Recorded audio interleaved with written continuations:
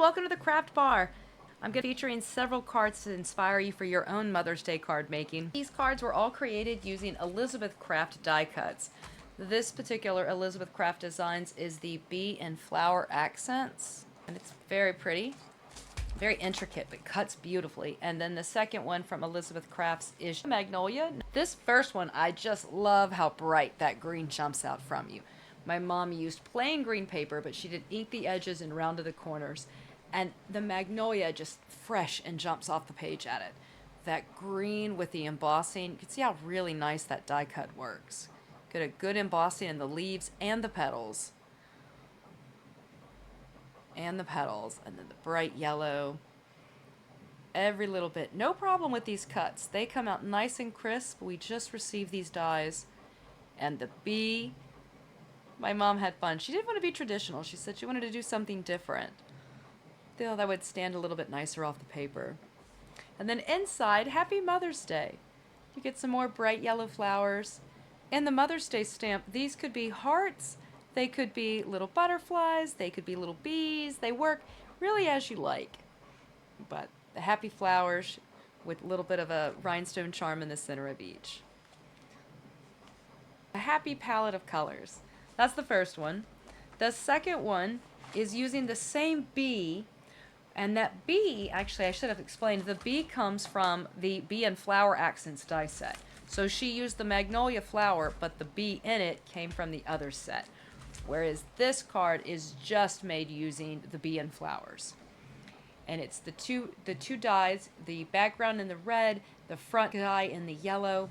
To really accent the flower in the center, she's put in some black glitter, iridescent stickles glue. Background of the sky and the clouds. And the paper for the bee is like a charcoal gray that has a bit of metallic sheen to it. So it really, like an iridescent shimmer. Also, it adds to the depth of this, so it mimics that black in the center of the flower. And the edges are nice and vintage inked. And then inside, a Happy Mother's Day bright flowers, hearts, and then the orange sort of tie-dye pattern mimics the front colors. And the same die to a very different effect, which is why I love dies.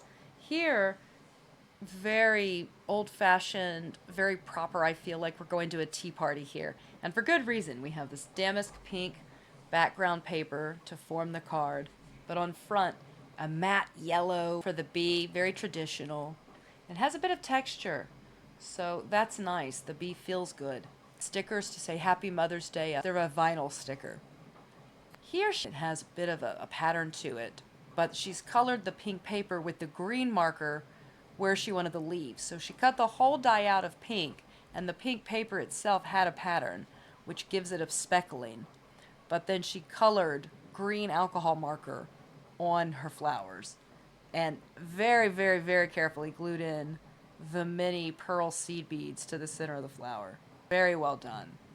And a happy gingham bow. And inside, what would have been plain white, she's cut out the pink and then black and pink with another vintage bee that has many stick dots, foam dots. It has a nice dimension as well.